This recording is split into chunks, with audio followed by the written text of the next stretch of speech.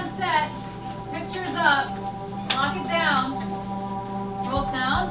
Sound speeds. Roll camera. Camera speeds. Mark it. 5 Baker, take 3. Set. Action.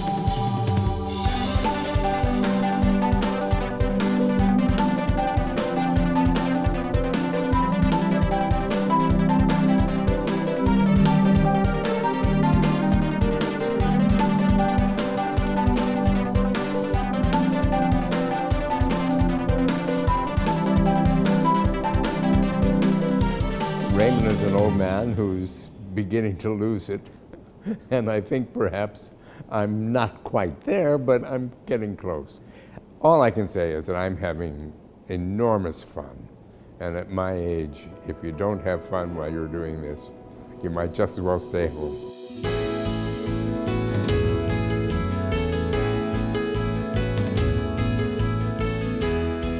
Who can it be? It's so good to see you, Carlos. Yeah.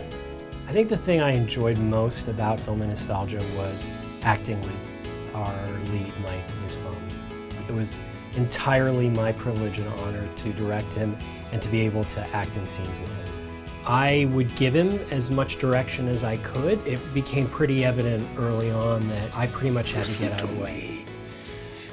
What are my choices? Mike Nussbaum is a tour de force. He is absolutely an exquisite actor, and he is an absolute gentleman to work with. I thoroughly enjoyed my time on the set with Mike. Mike is playing a geriatric, an elderly man with dementia on drugs. There's this moment where he's just taken drugs and he lifts himself up off the couch. He realizes he doesn't have any more, and he lifts his cell phone up and he says, Directions to work. he's not quite drunk, but you get that there's just like, he's not all there. And the way he does it, it's so dynamic and it's so on point. We were at the beach, crack of dawn, no one was there. You can't tell because the scenes look beautiful.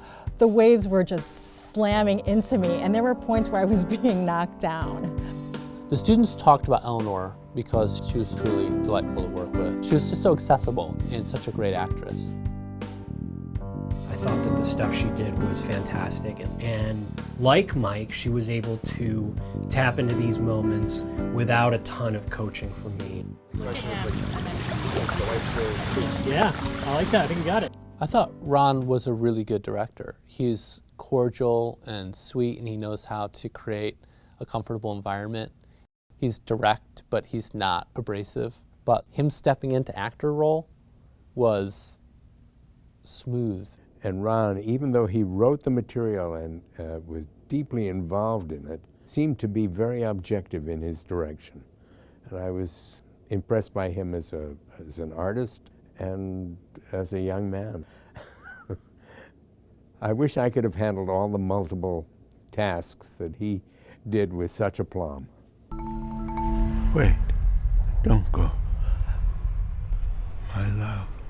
The two unsung heroes of the production are the two other producers, Matt Irvin and Dana Hodgson. What Dana brings to every Blue Light is his experience and wisdom as a filmmaker. We were shooting a shot, just the two of us, with ELEANOR at sunrise, and it was some of the most fun I had on the shoot. And Matt helped make this film happen. He helped foster this film and make sure that we got the resources we need. He really values the educational experience, and he's given us support all the way through. So we're gonna do 11 Apple next, which is Steadicam POV on wife's ankles in water, tilt up to her face. The most difficult job on this film was Patrick's job. Being a first AD and having unseasoned crew really adds a lot of time to your day. The great thing about Patrick is he has experience as an AD and he's a director.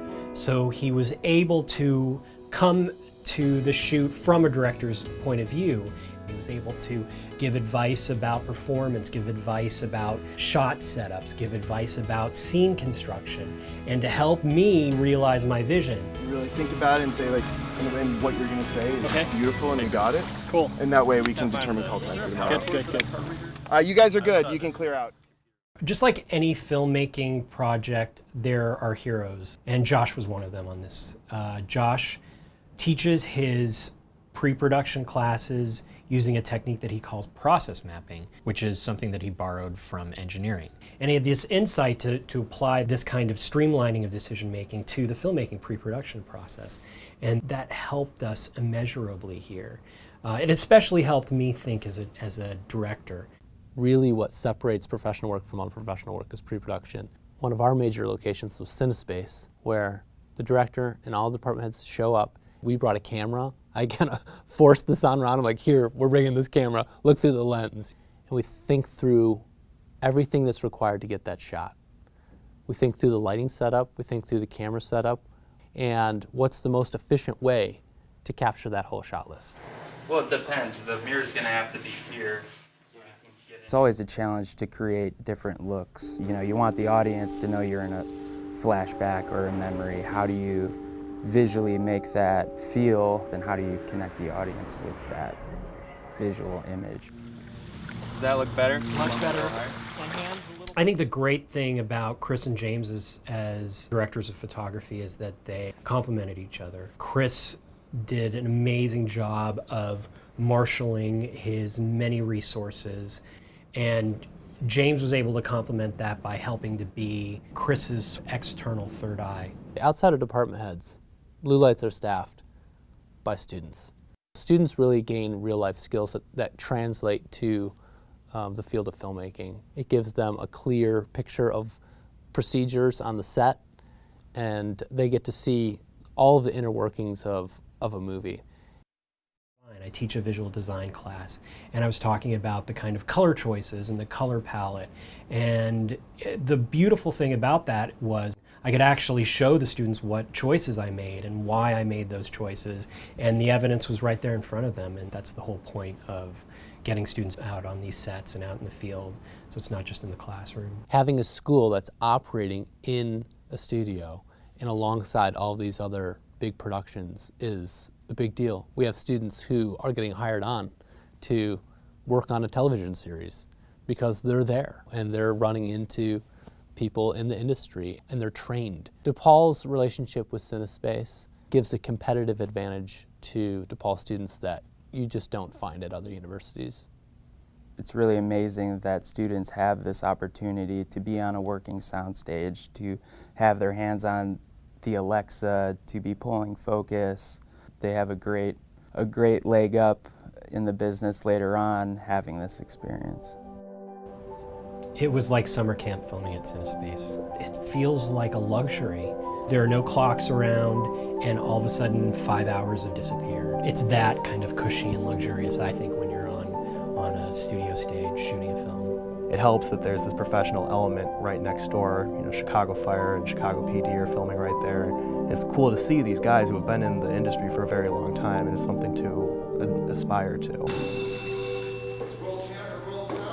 We're really coming along as one of the forefront film schools, especially in Chicago, if not the country. I felt an enormous respect for the young people, the students' sense of professionalism, how quickly they jumped at moving a light or changing a prop.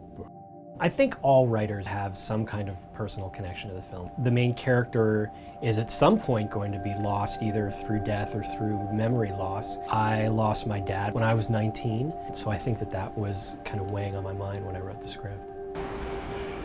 I record these words not by way of explanation, but as simply a record, a memento. This past year, like as production was happened back in January, I lost my own father. And one of the things I related to was the relationship Ron's character had with his father in the movie. Because as a son, it's very weird to picture not having your father around to kind of understand things or help you out with things. And seeing that kind of play back and forth at certain key scenes within the movie really was fascinating to me. And there's a kid running around, and it reminded me a lot of, you know, my childhood when I'd go to the beach with my grandpa. He also had some memory problems towards the end of his life, so I connected with it on a more emotional level. I could see how it was affecting him and his struggle. It's a very tough road. I loved the little script. I was charmed by the work ethic of the young crew and by the rest of the actors. I think it was produced beautifully. Every aspect of the production worked well. I was happy to see a lot of smiles, a lot of joking. As a director, that's one of the things you hope for, is that people are having fun. We got a lot of setups in. The students' feedback at the end of the project was really good. So I think we nailed it on both sides.